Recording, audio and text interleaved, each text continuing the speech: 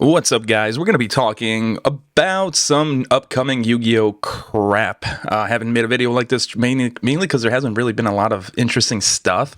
I mean, even the ban list was lackluster. Everyone was complaining about it. You know, it wasn't the greatest, it wasn't the worst, but it's just all around the past couple months has been pretty lackluster. I mean, we did get the 2022 tins which were really great, but other than that, there's not much, right? I mean, the hero accessories kind of sucked. They were lackluster.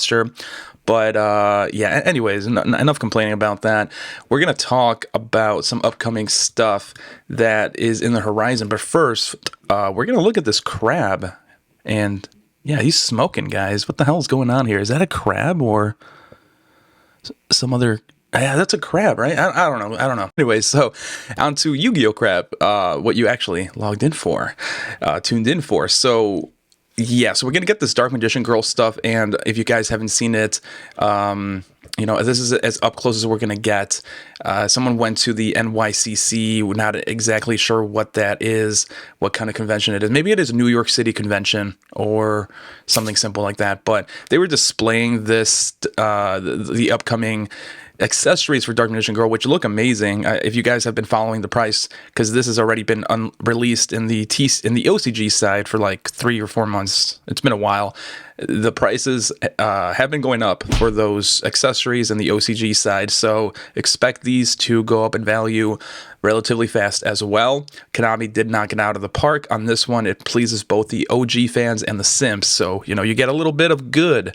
The simps do, at least. And there's other stuff on display here. I mean, so we see the structure deck for Crystal Beast here, which was already released, but we also have Darkwing Blast, Dark World structure deck, Magnificent Mavens, and Battles of Legend Crystal's Revenge or something like that. All of which have not been released, and we can kind of see the picture, the product pictures or the product detail a little bit more. And we also see that for Photon Hypernova, which I don't think it has even been official. It doesn't have an official release date or tentative release date on the TCG side, but it could be wrong. The last thing though, and this is really why the only reason I'm showing this picture, because look at my fucking boy, guys. Look at that Chad. He has his own box art. Supreme King, dude. Shout out to the channel. Name, mascot. Okay, so we got some good news and some bad news. Starting off here with the Photon Hypernova, which again, they were showing it here on the display, but it hasn't even been released on the OCG side, which is interesting. But we got this new card in that set called Triple Tactic something. I don't think people have fully translated it, unless it is just called Triple Tactic, which is interesting to say the least, because yeah, I mean, if you guys don't know, we have a spell card called Triple Tactics Talent already, and its effect is that if your opponent activates a card or a monster card in your main phase, then you can get one of 3 effects: either draw 2 cards, take control of one of their monsters, or discard a card from their hand, all of which are really good, but not really at the same time, because the reason Triple Tactics Talent doesn't see a lot of play in a lot of decks is because you need your opponent to interrupt you in your main phase 1, and usually if they interrupt you in your main phase 1, you're going to be down, like they're going to hit you pretty hard, right? And if they do, the only good effect that Triple Tactics Talent usually gives you is to draw 2. And even then, that's a random, right? You're drawing 2 cards, but they're random 2 cards, and they could just possibly be bricks or not useful in that situation. So the reason people are freaking out about Triple Tactic here is that it's kind of the same thing, right? So if your opponent has activated a monster effect this turn, set 1 normal spell or trap card directly from your deck, except this card, and it cannot be activated this turn. Or if your opponent controls a monster, you can add that card to your hand instead. So what this does, right, it's either gonna let you set up your back row for your next turn, or it's gonna let you get a spell card that you can activate if your opponent has a monster. And the reason people are freaking out about this is, like I said, Triple Tactic's talent is very situational. With Triple Tactic, if they are going to go with that name, it's going to allow your opponent to, or you potentially, to search what you need if it's a spell or trap card, which is really, really good. Now, the other reason Triple Tactic's talent, I believe, is not that good or doesn't see a lot of play is that your opponent has to activate a monster effect in your main phase. So I don't think that's the same thing here. Your opponent has to activate a monster effect this turn. So it's a little bit less strict. We'll go with less strict there. And that's good. So the reason I think this is good for the game, right? People are complaining about outing, outing out stuff like Mystic Mine. So of course you can actually get your out. You can get a card that will destroy the back row. The bad side of this card is that it'll enable more decks to be able to basically search out any floodgate, as people call them. So imagine a scenario where your opponent can just set skill drain, for example, or any other floodgate. I mean, you guys can take your pick. Usually people run skill drain and floodgates in general in stuff like Outlick, so maybe it'll see more play as well. There's a lot of ramification with this card in the game, being added to the game, that will be interesting to see. And I think there's one more card before I move on here that will also see some interesting play. All right, guys, so we have this trap card here, and actually World Sea Dragon 𝗦𝗨𝗣𝗍𝗔 we're also going to read, because I think it's also somewhat busted. So we'll start with 𝗦𝗨𝗣𝗍 here. 1+ effect monster, link 4. You can only control one World Sea Dragon 𝗦𝗨𝗣𝗍𝗍. You can only use each of the following effects of this card once per turn. During your main phase, you can banish all monsters on the field and special summon as many monsters as possible that were banished by this effect to their owner's fields, face up or in face down defense position. During the battle phase, quick effect, you can destroy cards on the field up to the number of co-linked monsters on the field. So it resets the board, but also this face down defense position is really powerful. If you can combine this card with like IP or something, you can really interrupt your opponent, which kind of leads me to this card a little bit more. So destructive 𝗦𝗪𝗛𝗓 cannon, and I'm pretty sure you guys have heard people talk about this card, and this is coming up in Dabble. Okay, so this is going to be in the Darkwing Blast or whatever the set is called. I forgot the name of it, where we get new Darkwings, and it should be a TCG exclusive, I suppose. So effect is change as many monsters on the field as possible to face down defense position. Then if either player controls a face up monster or monsters, they must send all face up monsters they control to the graveyard. And basically what this means is if your opponent doesn't change the monsters to face down defense position, because usually, I mean, you're not going to activate this on when you will be the one not benefiting, right? Like, I assume that's we're all on the same page here. Then your opponent will just send those monsters to the graveyard. That means it doesn't target, it doesn't destroy.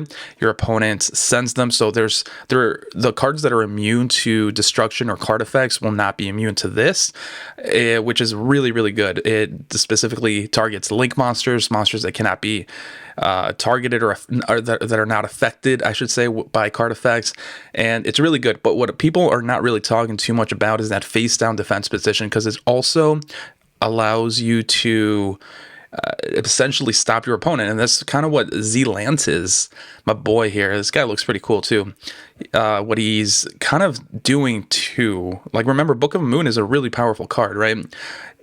Allowing you to disrupt your opponent by putting cards in face down is really powerful against Xyz, Synchro, Link monsters, and maybe I'm missing out some stuff. And it also actually kind of boosts the power of flip effect monsters, because I mean, you're going to also be flipping face down your monsters, or at least for this card, right? Change as many monsters on the field as possible to face down defense position, which boosts flip effect monsters viability at least a little bit. I mean, they need it. So this card all around, like, this is another good card. Both destructive 𝗦𝗪𝗛𝗓 cannon and Triple Tactic, the new Triple Tactic, are, in my opinion, both good and bad, but it's mainly good because it's going to shake up the meta a little bit, and people are going to have to adjust, and that's good. People having to adjust will lead to like new decks, and the meta will be shaken up essentially. The bad thing is they're separated into two different sets. So one is in Photon Hypernova, the other one is in Dabble. This one is an ultra rare, as we know, as we've seen here, right? Like it looks like an ultra rare, so at least it won't be as hard to get, hopefully. But people are speculating Triple Tactics is going to be a secret rare in the TCG side of things, which is like 3 per case, and that's going to drive up the price if people find broken ass ways to essentially abuse this in certain decks, which they will. Moving on here to the really bad part here. So Battle of Legends Crystal Revenge. The poster was revealed, I don't know where, but it looks like it's Spanish, right? Venganza del Cristal. Sounds like it. Batallas de la... Yeah, that's definitely... that's Spanish. All right, so the bad thing about this set is there's not a lot of good cards in this set. There's not going to be a lot of cards that are going to drive this set, to propel this set. Now, will it sell? Yes. Of course, it has Crystal Beasts in there. There's hero cards in there. I'm going to buy it. But the problem with Konami in the past 2 years, essentially, so this is the third Battle of Legends set, is that we know their track record, right? So if we go back here and we go into Brothers of Legend, for example, we will see that it's not doing too good. Usually these Battle of Legends sets do pretty well. Now a sealed box is $66 almost a year after release. The stuff that is driving I should say, let's take it back a notch. The stuff that was selling the set, Evil Hero Dusted Gold, Evil Hero Malicious Bane, and Magician Souls, oh, and I guess Forbidden Droplet as well, they were short printed to hell. It was like 3 copies of that per case for each one of them, and I think even Malicious Bane was like super short printed, and I think it was like 1 per case or something. I forgot, something ridiculous, and that's not good. So you combine the fact that this set is going to be focused on Crystal Beasts, and they're not even like good new Crystal Beasts. They're like the edgy Crystal Beasts that I don't even think they have added effects, right? Or maybe they do, but they're not busted. They're not retrained to the point where people are actually going to want to play them. It's going to be more the OG people trying to play them or collect them or whatever. That's not going to be enough for the set to sell. Now you can see here there is a card, Access Code Talker, that is trying to sell the set, and we've seen that before. Like I said, we've seen Magician Souls, Evil Hero Malicious Bane, Dusted Gold, Forbidden Droplet, short printed to hell. So the obvious parallel here is going to be that Access Code Talker is going to be short printed to hell. People are even speculating that it's going to be a Starlight rare, which I don't think it is, mainly because we can see here that it has the secret rare foiling. There's no Starlight rare pattern or anything, right? We can compare it here with Ruby. They look the same. The letterings look the same. So that's the problem with the set. And then the second disappointment here is Magnificent Mavens. The stuff that's going to be driving this is, of course, the Ishizu cards, but other than that, there's like literally nothing from what we see in this poster. Now, of course, there's going to be people that like Sky Strikers, and I think that they're also going to be putting in like sleeves or something, which will drive a little bit of sales, but I don't think it's not going to be a long-lived set if they don't have good reprints, and if they don't have good reprints with decent spreads, right? Like where people are not having to buy multiple cases, then this set is not going to do well. We've seen this countless times, guys. Even disregarding Brothers of Legend, right? We have Ghosts from the Past 2, which even the Ghost rares are kind of tanking a little bit. I mean, let's see here. This is not good, guys. This Dark Magician Girl it's like $50 cheaper than it was not that long ago. I mean, this is not good. And this was driving the set, right? And they're tanking. Now they're not tanking too much, but they're tanking.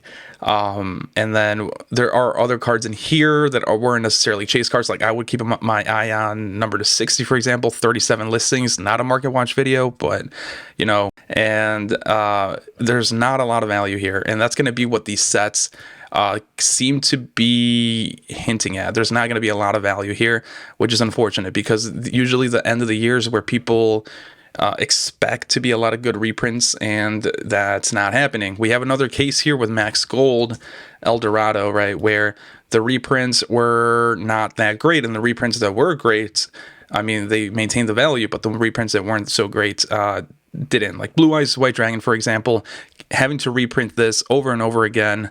This is the second time it got this rarity as well. A different artwork got the treatment this time or whatever. Not good. Not good. The stuff like Staples, Cyframe Gamma, Mystic Mine even. Well, $1.76, that's real cheap. IP, all these cards did maintain value, but the set did not. I mean, it's $76. Isn't that like way below asking? I mean, it tanked, guys. All in all, in summary, there's some good stuff coming out. There's some really good cards that are going to shake up the meta, and some really bad sets that are going to not shake up anything. Basically, if these posters have anything to go by, hopefully we get some surprises. But other than that, guys, that's the video.